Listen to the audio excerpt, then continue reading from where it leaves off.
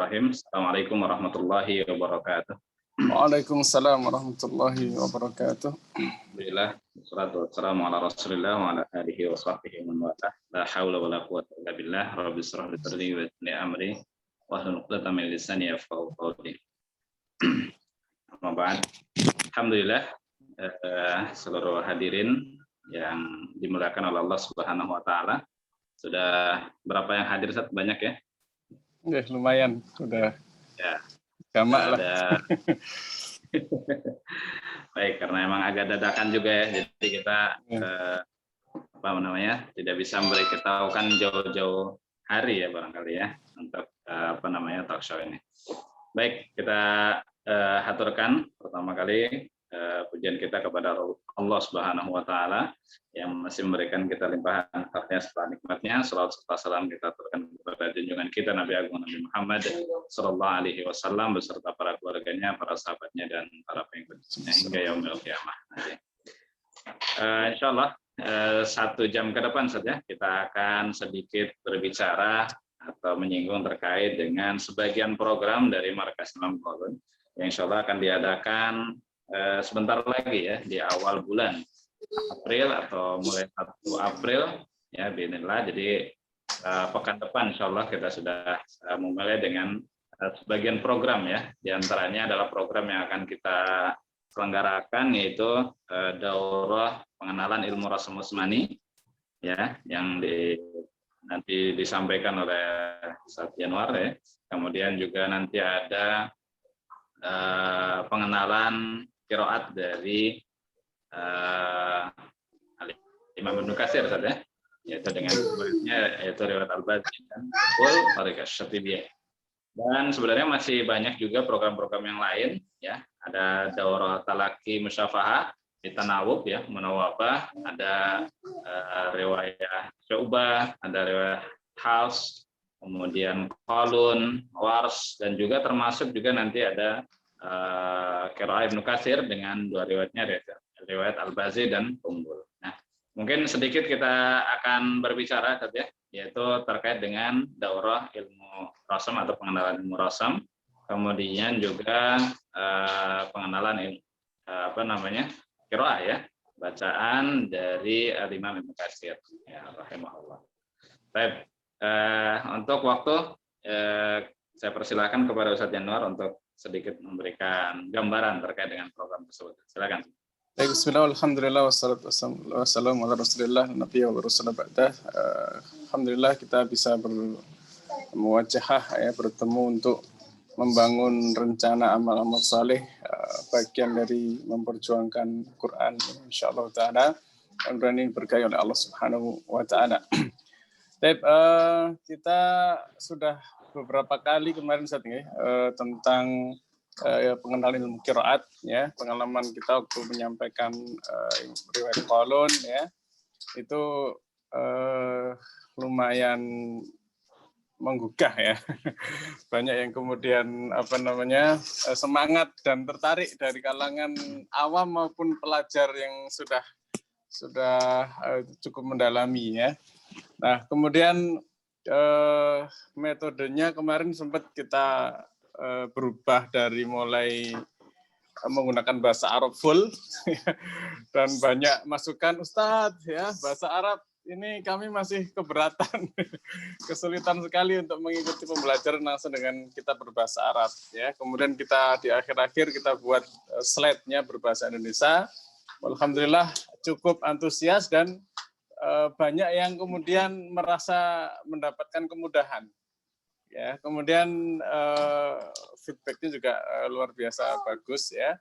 Selanjutnya di riwayat Warus kemarin kita coba pakai slide ya, itu juga lumayan, tapi karena riwayat Warus kemarin itu luas ya, sehingga anggaran waktu seminggu ya selesai setelah materi, tapi secara pendalaman masih harus PR lagi. Nah, untuk riwayat Ibnu Katsir ini, Ustaz, kami coba mix ya, referensinya nanti ada yang berbahasa Arab ya, sekaligus ada terjemahannya, gitu ya. Jadi di slide-nya nanti itu kita tampilkan bahasa Arabnya, ya, kesimpulan-kesimpulannya, kemudian bahasa Indonesianya coba kita akan terjemahkan poin per poinnya, ya, yang harapannya itu akan lebih mempermudah para pelajar untuk bisa mengenal mendalam ilmu qiraat. Dan insya Allah qiraat Ibnu Katsir ini menarik, ya. Pertama dari segi tempatnya, qiraat Ibnu Katsir ini kan pusatnya di Mekah, ya. Artinya lahjahnya tentu adalah lahjah Quraisy, ya. Ini sangat sangat krusial sekali, ya, di mana sebagian qaul, ya, di antaranya misalnya Utsman bin Affan radhiyallahu anhu, ya, beliau ketika menjelaskan tentang rosem, ya, kalau ada perbedaan dalam hal penulisan Quran itu kembalilah ke lahjah Quraisy, ya. Artinya secara bacaan Al-Imam Ibnu Katsir ini punya nilai strategis yang luar biasa, termasuk misalnya Al-Imam Syafi'i, ya, beliau juga menggunakan qiraah Al-Imam Ibnu Katsir, ya. Dan banyak hal yang lain nanti kita akan gali tentang qiraah, keutamaan qiraah dari Al-Imam Ibnu Katsir rahimahullah taala. Nah, seiring dengan itu, kita juga akan membuka nanti pembelajaran tentang Rasm Utsmani. Ini sebuah pembelajaran yang mungkin disebut cukup langka, ya.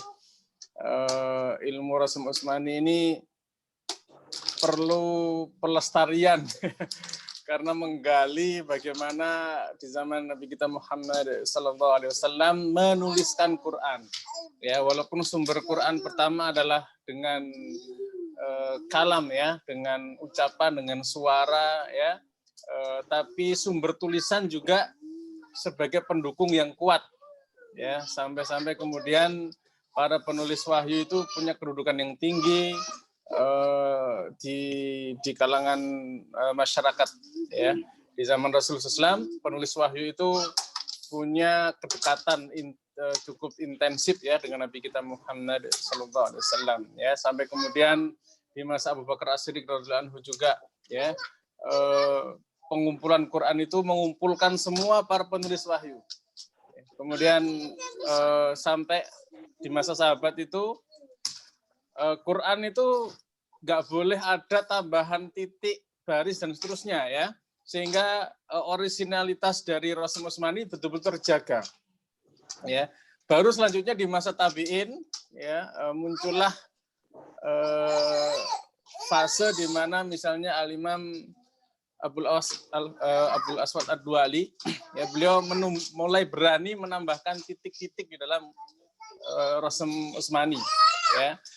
Baru kemudian punya murid di antara Imam Nasir bin Asim Al-Laitsi, ya, menambahkan beberapa titik-titik, ya, sampai kemudian periode paling kuatnya adalah Imam Khalil bin Ahmad Al-Farahidi yang menemukan huruf hamzah, ya, diambil dari kepala ain, kemudian harokatnya disempurnakan, ya, kemudian sampai hari ini kita berpegang kepada pendapat beliau di dalam masalah dhabt atau tanda baca Al-Quran, ya. Artinya Rasm Utsmani ini punya kedudukan yang tinggi dan berperiode, artinya ada waktu itu Rasm Utsmani betul-betul clear tanpa ada titik, tanpa ada tambahan garis-garis apapun. Kemudian sampai sekian lama Quran itu ditulis dengan tulisan tangan, ya, sampai kemudian muncul mulai percetakan Quran, ya. Disitulah kesakralan Rasm Utsmani ketika bisa dicetak dengan percetakan itu mulai agak ya boleh dibilang terabaikan. Maka muncul kemudian ada rasm-rasm imla'i atau rasm kiasi yang tidak bersumber kepada bagaimana dulu Quran ditulis di zaman Nabi Muhammad SAW, ya. Dan hari ini induknya mushaf Rasm Utsmani ini sudah tidak ada lagi, ya. Artinya sudah ribuan tahun yang lalu, ya. Itu sudah tidak ada lagi, ya. Sehingga para ulama walhamdulillah, ya, mereka berjuang luar biasa membuat kaidah-kaidahnya. ya bagaimana dulu kaidah penulisan Quran di zaman Rasul Shallallahu Alaihi Wasallam, dan itu memiliki karakteristik tersendiri. Maka kemudian muncullah fan ya atau cabang ilmu Rasem Utsmani ya, dan alhamdulillah hari ini sudah mulai ada kesadaran di semua lapisan masyarakat bahwa Quran harus ditulis ya dengan menggunakan Rasem Utsmani. Ya, maka mengilmui Rasem Utsmani tentu menjadi kewajiban fardu kifayah ya yang harus kita tegakkan. Di suatu negeri harus ada yang memahami tentang Rasem Utsmani. Ya, begitu juga dengan di satu kota, di suatu wilayah tertentu, karena ini fardu kifayah, usahakan ada yang bisa memahami ilmu Rasem Utsmani. Ya, dan yang mau memperjuangkan, mau berjuang ya di dalam menelusuri ilmu Rasem Utsmani ini, tentu pahalanya akan besar dari sisi Allah Subhanahu wa taala ya, karena ilmu yang hukumnya fardu tentu lebih besar pahalanya di sisi Allah Subhanahu wa taala dibandingkan dengan hukum-hukum sunnah ya yang lain. Tentu kefarduan kifayah dari ilmu Rasem Utsmani ini membuat harus kita semakin semangat sungguh-sungguh untuk mempelajari ilmu Quran.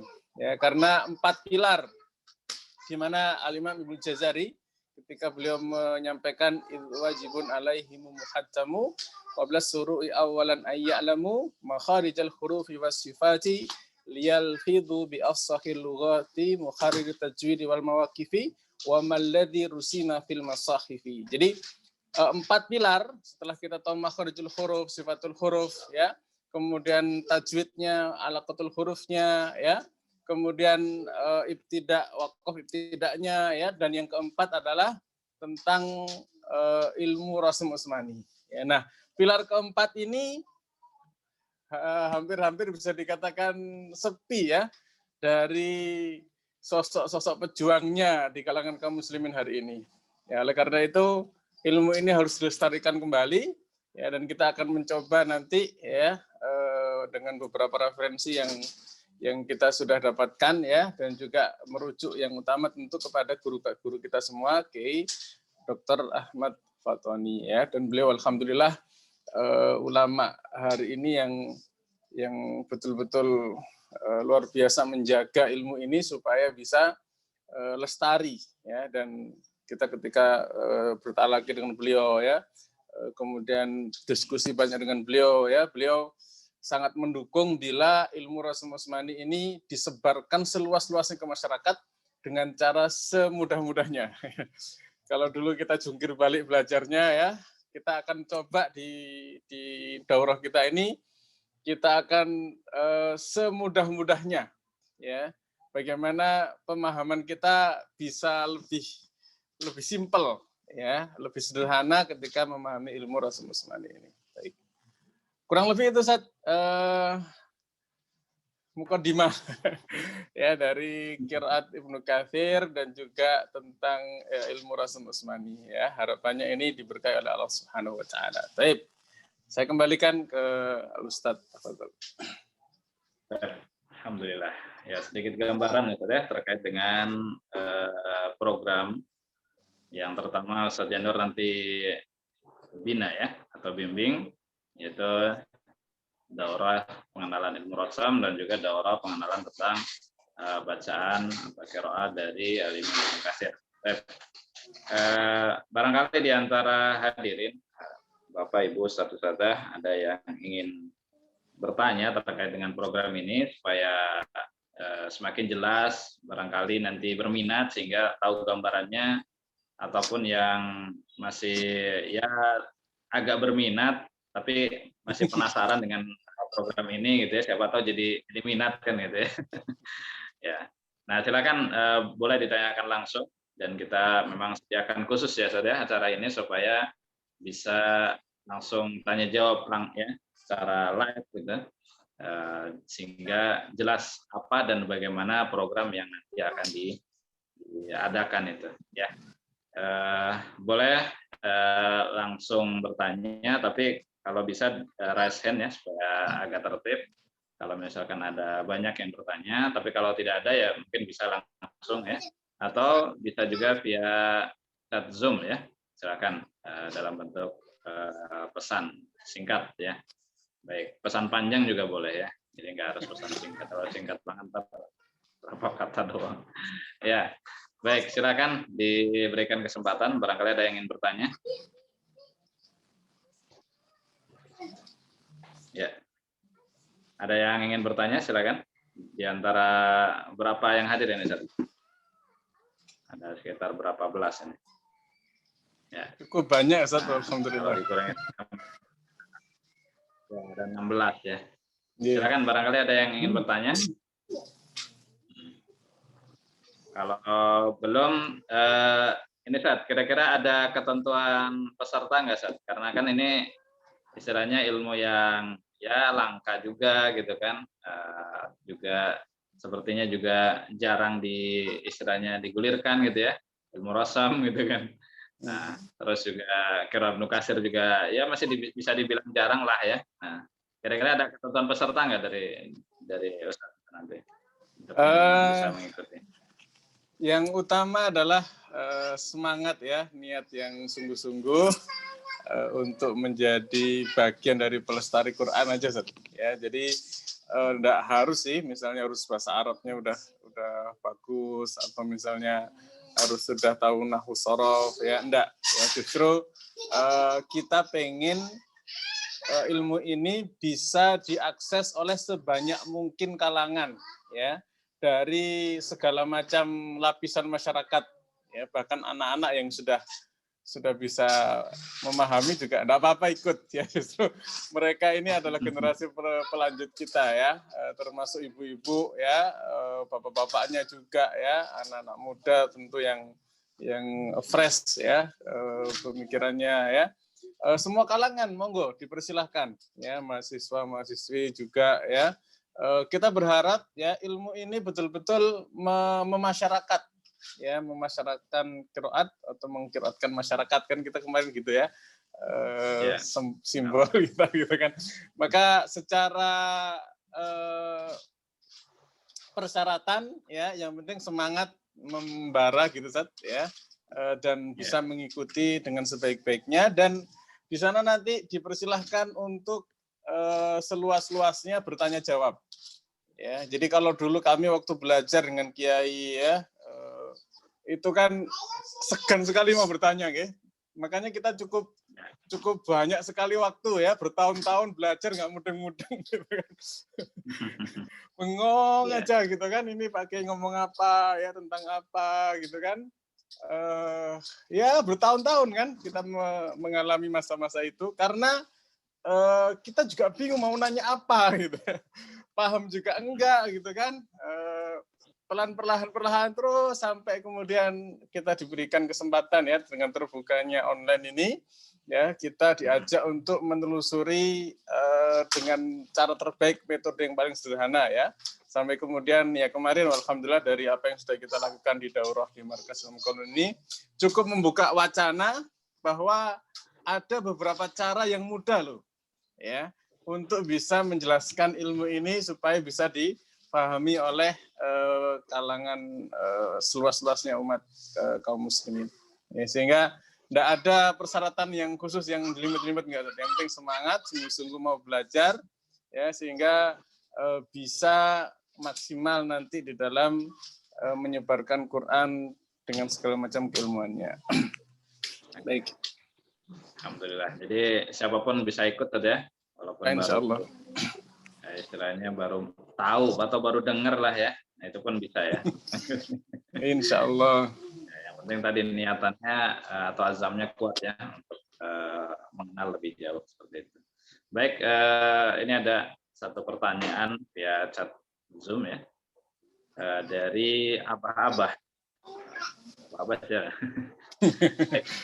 Ya, langsung aja kita bacakan. Assalamualaikum Ustaz, apa izin bertanya, boleh contohkan salah satu kaidah Rasm Usmani? Ya, silakan Ustaz.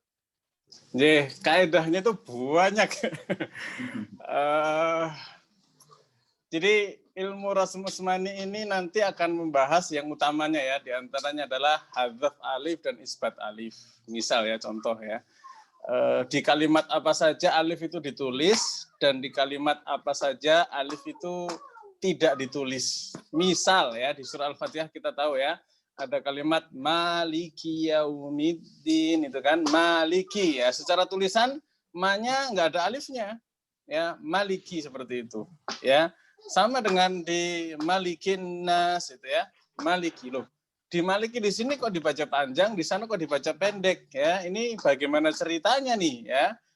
Di situ kemudian kita akan telusuri ya kenapa penulisannya beda tapi cara bacanya bisa sama dan terkadang tulisannya sama tapi cara bacanya bisa beda. Nah, ini perlu ada simpul-simpul ilmu yang harus diteorikan ya. Maka Rasul Utsmani menampung semua itu.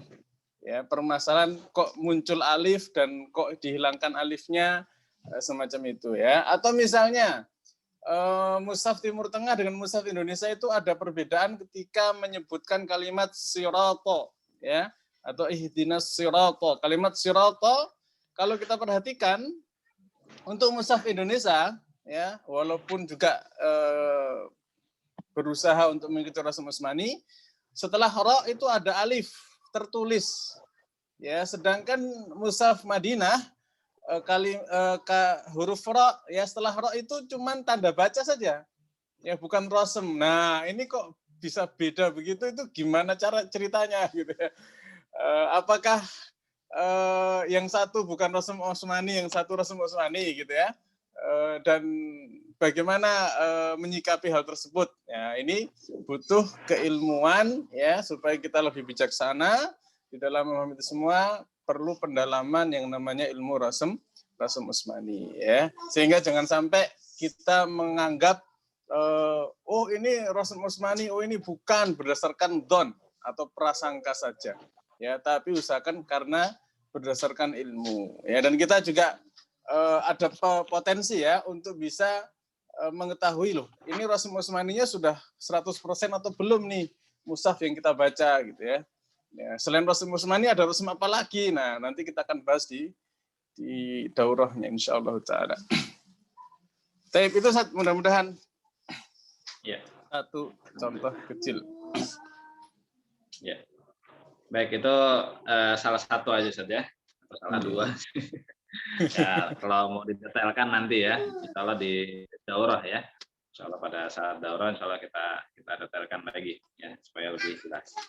Baik, kita masih bacakan dari chat di ini ya, apa namanya di Zoom. Ya, karena belum ada yang raise hand. Kalau ada yang bertanya langsung, silakan raise hand ya supaya bisa kita cek apakah ingin bertanya gitu atau yang tidak gitu ya. Baik, kita bacakan dulu dari Bu atau Mbak Evariana. Ya, Ustadz Afan, apa perbedaan Rasul Utsmani dan Timur Tengah? Maksudnya apa ya? Rasul Utsmani dan Timur Tengah. Ya, silakan Ustadz. Ya. Jadi penting bagi kita itu ya untuk bisa memiliki pertanyaan yang berkualitas. Ini Pak Kiai sering ngingetin ya. Ini yang nanya bingung, yang ditanya juga bingung gitu ya. Yang bertanya nggak tahu ilmunya, yang ditanya nggak tahu ilmunya. Akhirnya dua-duanya selamat semua. Sama-sama nggak tahu ya. Kita coba nanti ya, kita arahkan cara bertanyanya itu benar dan yang jawab pun dengan referensi yang benar. Ya, nanti kita kirim ke sana ya. Misalnya pertanyaan seperti tadi ini ya. Apa bedanya Rasul Utsmani dengan Timur Tengah ya? Kalau kata Pak Kiai, apa bedanya laki-laki ya dengan pejantan? Laki-laki dalam hal manusia, pejantan dalam hal binatang gitu kan? Ya, enggak bisa dibandingkan gitu ya. Jadi pertanyaannya ini harus dikelirkan dulu, ya.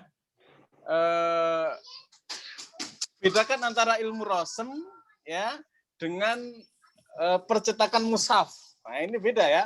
Kalau rasem itu ilmu tentang penulisan Quran. Kalau percetakan Quran atau mushaf Quran, ya Indonesia dengan Timur Tengah, itu kebijakan negara masing-masing.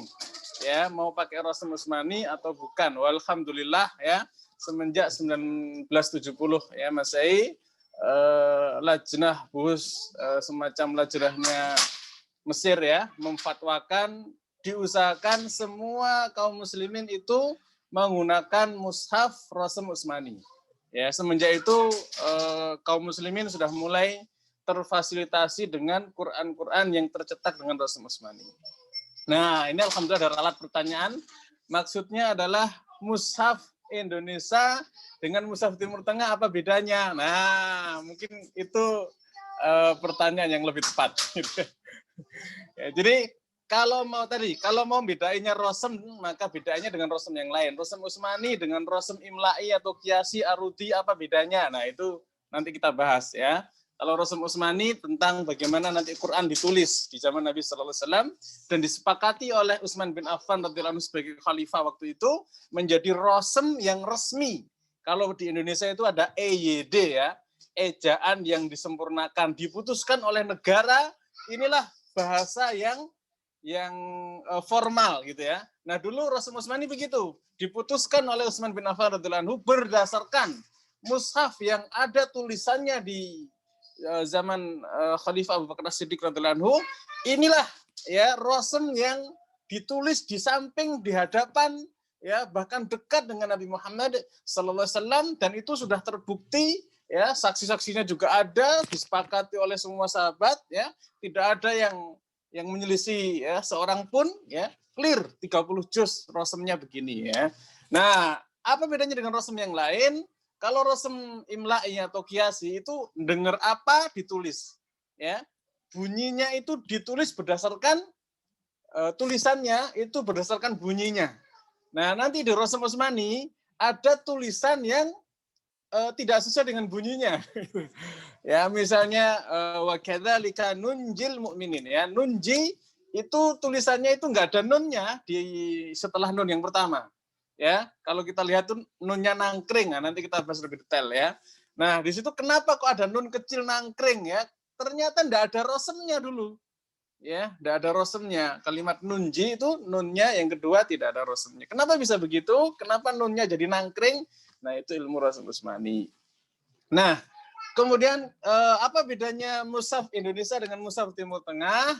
Nah, ini yang perlu kita pahami ya, bahwa Indonesia itu menggunakan mazhab yang berbeda dengan mushaf Timur Tengah, baik Madinah, Kairo, ya Sudan dan yang lainnya. Ya, kalau mushaf Indonesia itu menggunakan mazhabnya Abu Amr Ad-Dani, kalau mushaf Timur Tengah menggunakan mazhabnya Imam Abu Daud. Dan keduanya ini adalah guru dan murid. Ya, Abu Amr Ad-Dani itu guru daripada Al-Imam Abu Dawud atau Sulaiman bin Najjah ya. Sehingga apa bedanya? Nah, itulah Rasm Utsmani. Ya, kenapa ada perbedaan? Nah, nanti ceritanya panjang ya. Karena mushaf di zaman Utsman bin Affan radhiyallahu anhu sebagian mengatakan ada 4, sebagian mengatakan ada 6, sebagian mengatakan ada 8. Itu ditulis bukan dengan fotokopi. Dulu enggak ada yang mesin fotokopi ya. Jadi satu si kopi enggak. Satu-satu mushaf tersebut ditulis sesuai dengan wilayahnya, sesuai dengan bacaan yang di sana yang diterima oleh masyarakat sana, ya, kemudian sesuai dengan guru yang akan diutus ke sana. Ya, riwayat siapa yang cocok di sana, ya, riwayat siapa, qiraat siapa, itu disesuaikan dengan Rasm Utsmani. Sehingga Rasm Utsmani yang dikirim berupa Quran 30 juz ke beberapa kota-kota besar Islam itu tidak sama. Nah, tidak samanya di mana? Nah, itu nanti ilmu Rasm Utsmani. Jadi pembahasan materi nih kalau ya, jadi Timur Tengah dengan Indonesia itu beda mazhab di dalam penulisan Rasm Utsmani. Itu saja, Sat. Ya, nanti kalau di kelas ya jadi daurah ntar. Dari daurah. Ya, pengenalan aja ya, maksudnya pengenalan aja untuk ini supaya penasaran. Oke. Untuk yang bertanya langsung masih belum ada saja, mungkin kita masih bacakan dulu. Di tambahan dari Mbak Eva ya barangkali. Itu perbedaan mushaf sudah saya tadi ya. Sudah. Kemudian berikutnya dari ya Abah-abah, oke. Bertanya lagi. Afan izin tanya lagi, apakah Rosem hanya satu sejak zaman Nabi? Qiraat ada 7 huruf, sedangkan Rosem apakah hanya satu saja yang mutawatir? Syukran. Silakan, Ustaz. Baik. Bismillah, alhamdulillah, Muhammadin. Jadi Rosem di zaman Nabi Sallallahu Alaihi Wasallam itu bermacam-macam.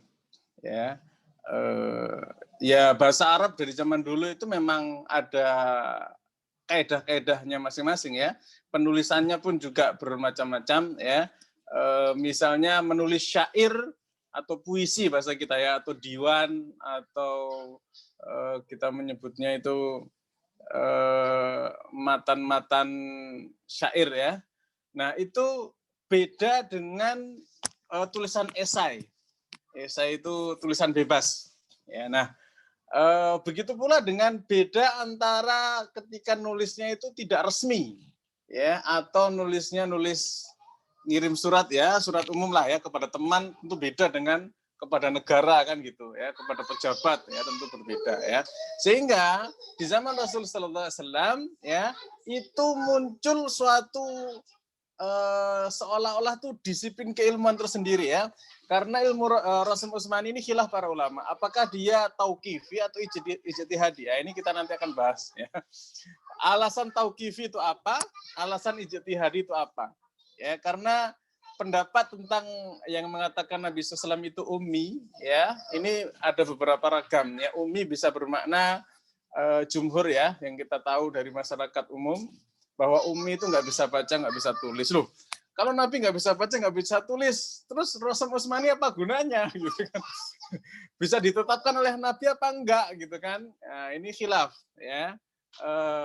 Ummi itu bisa bermakna nggak bisa, belum pernah baca kitab sebelumnya. Ya, Nabi SAW itu tidak pernah baca Taurat, baca Injil, baca Zabur, dan tidak pernah dapat kitab sebelumnya.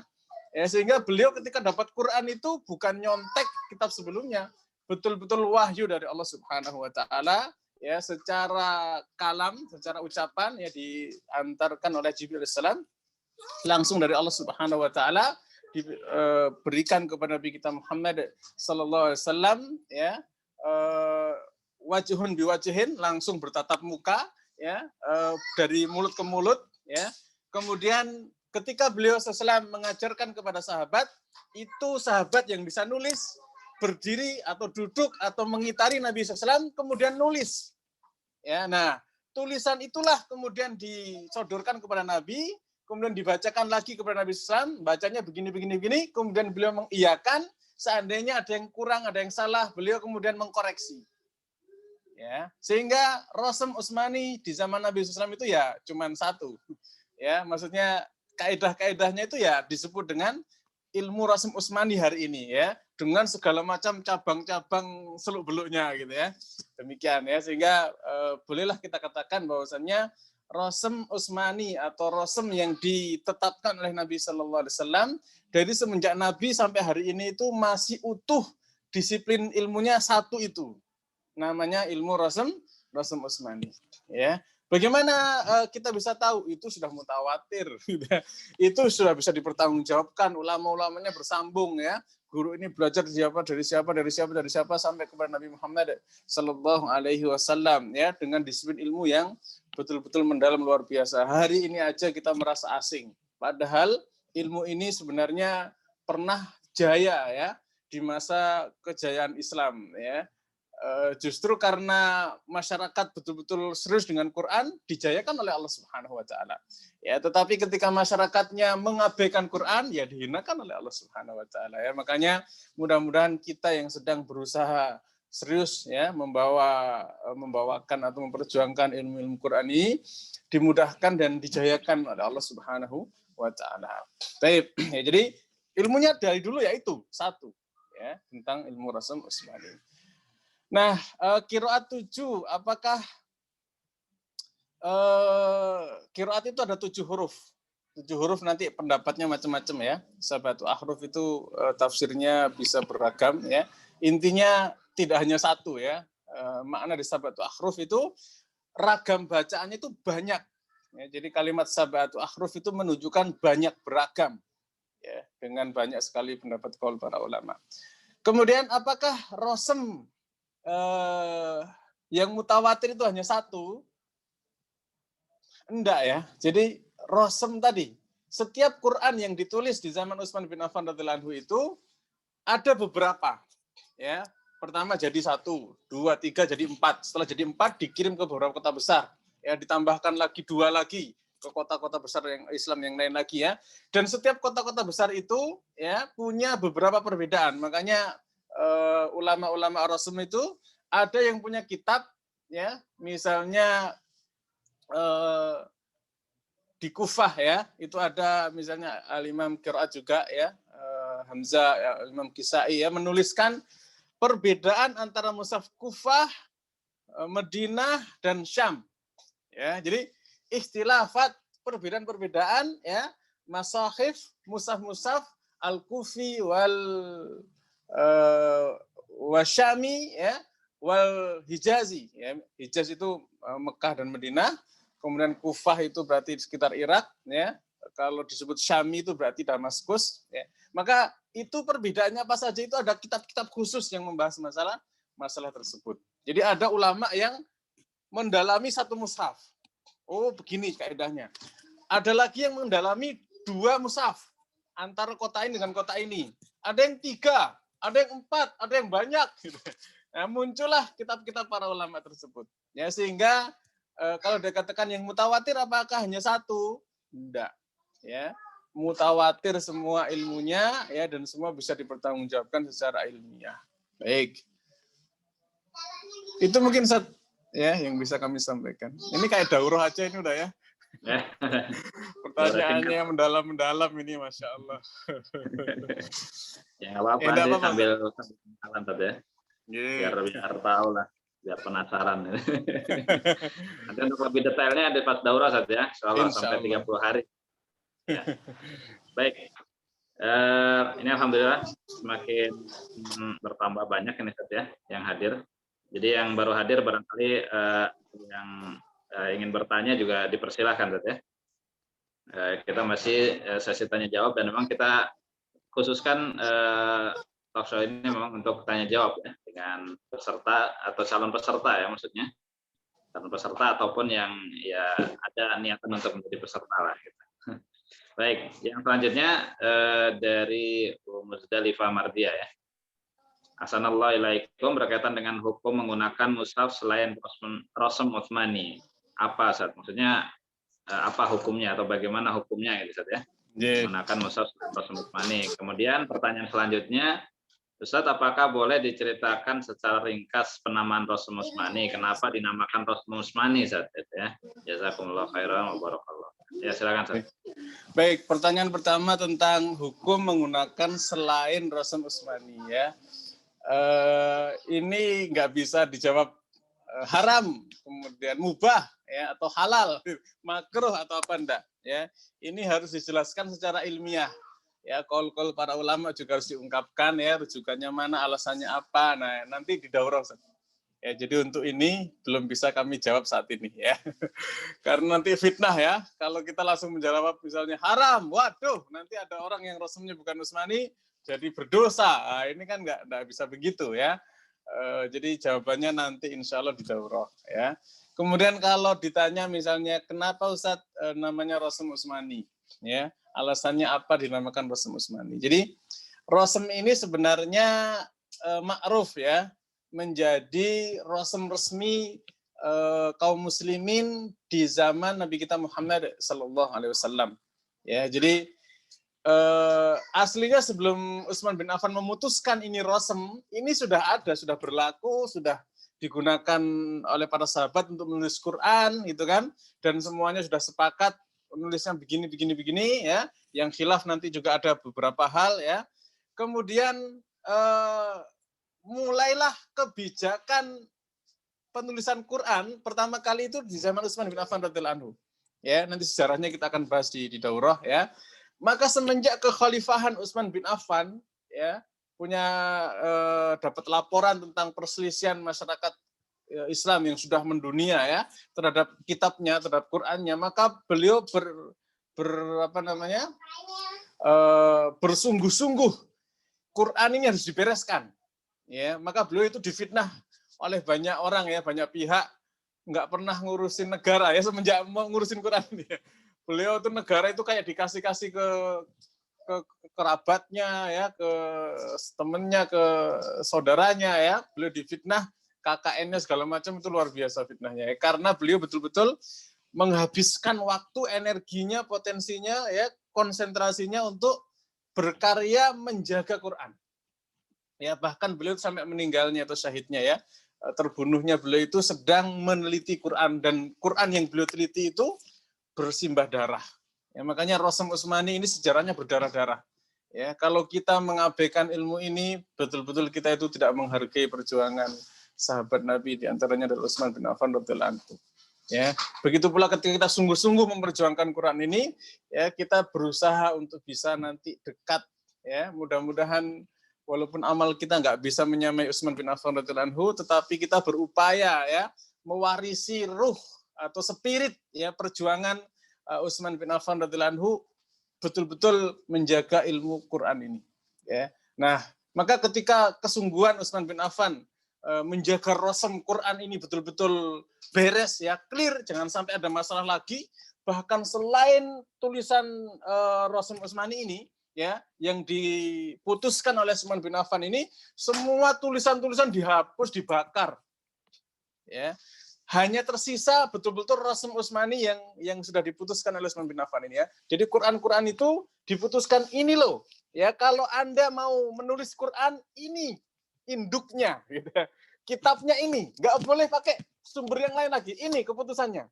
Ya, dan ini sudah disesuaikan dengan qiraatnya ya, sudah disesuaikan dengan tempat-tempat kota-kota besar yang cocok itu yang mana, dan itu sudah dengan hidayah Allah Subhanahu wa taala, luar biasa ya. Maka disebut Khulafaur Rasyidin, betul-betul terasa betul kalau kita mempelajari Rosem Usmani. Kok bisa ya sahabat-sahabat Nabi itu menghasilkan karya berupa penjagaan Quran yang luar biasa ini ya. Di antara sahabat utamanya itu adalah Utsman bin Affan radhiyallahu anhu. Maka semenjak Utsman bin Affan memutuskan bahwa Quran itu induknya adalah ini, maka di situ dikenal namanya Rosem Usmani ya. Jadi jangan sampai keliru. Hari ini itu khotnya Quran itu pakai namanya Syekh Utsman Toha. Ya. Nah, nanti yang pakai Utsman Toha disebut Utsmani, yang enggak pakai Utsman Toha disebut bukan Rosem Usmani. Hati-hati ya. Kalau Utsman Toha itu Utsman hari ini masih ada, beliau Syekh Utsman Toha masih hidup ya, alhamdulillah. Itu yang menulis khotnya. Yang paling enak untuk dibaca hari ini itu karena mirip komputer ya, itu tulisan tangan beliau itu. Ya. Nah, sedangkan Rosem Usmani itu beda cerita lagi ya. Mungkin itu Ustaz yang bisa kami sampaikan menanggapi pertanyaan yang dari Ustazah Musdalifah Mardiah tadinya. Ya. Baik, sedikit lagi mungkin Ustaz ya, karena sudah menjelang ini juga azan zuhur yang waktu Indonesia Bogor ya. Oke. Pertanyaan selanjutnya dari Khairul Anam ini. Apakah pernah ada ayat yang dihadzaf atau dihapus dan kaitannya dengan hadis qudsi? Apakah dia memang ayat Al-Qur'an yang dihadzaf gitu, ya. Kemudian dihadzaf. Lalu bagaimana dengan ayat yang terhapus tersebut hukumnya? Ya, bagaimana status hukum? Silakan. Alhamdulillah muslimin. Ini khilaf ya, khilaf para ulama tentang adakah ayat Al-Qur'an yang dihapus secara lafaz. Ya, secara lafaz. Sebagian mengatakan ini ada ayat yang dihapus secara hukum, ya, tidak ada lagi yang bisa menerapkan hukum itu, tetapi secara lafaz masih ada. Ya, jadi tentang hadzaf atau tentang nasih dan mansuh ini khilaf, dan ini nggak bisa diceritakan di majelis pengenalan seperti ini.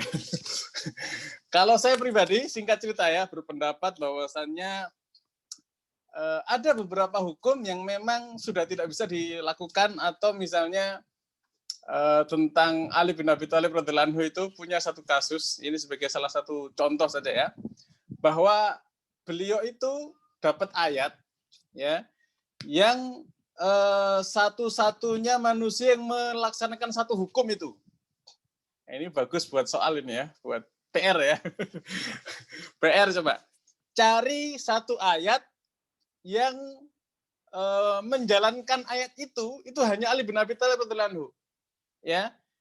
Sahabat yang lain nggak ada lagi yang bisa mengamalkan itu. Karena setelah itu dihapus secara hukum. Ini sudah adzan ini? Oh, oke. Okay. Ceritanya begitu nggih. Jadi nanti ada ayat yang dihapus secara hukum ya. Sedangkan secara lafadz wallahu alam saya termasuk berpendapat yang tidak ada ayat yang dihapus secara lafadz wallahu alam bisawab. Ini singkat cerita begitulah, nanti detailnya nanti di daurah ya. Lalu bagaimana dengan hadis qudsi, apakah ayat Quran? Bukan. Ya, hadis qudsi bukan Al-Quran. Redaksinya kalau Allah tapi bukan bagian dari Al-Quran. Mungkin itu Ustaz, karena sudah salat duhur, sudah berkumandang. Ya. Detailnya nanti di daurah lah ya. Ini udah kayak daurah ya. Beneran ini. Nanti kita kupas lebih dalam ya Teh di daurah. Insya Allah. Ini memang edisi apa ya, membuat penasaran aja. Ya. Jadi mungkin sampai itu yang terakhir tadi ya pertanyaan. Alhamdulillah ternyata nyampe juga hampir jam 12.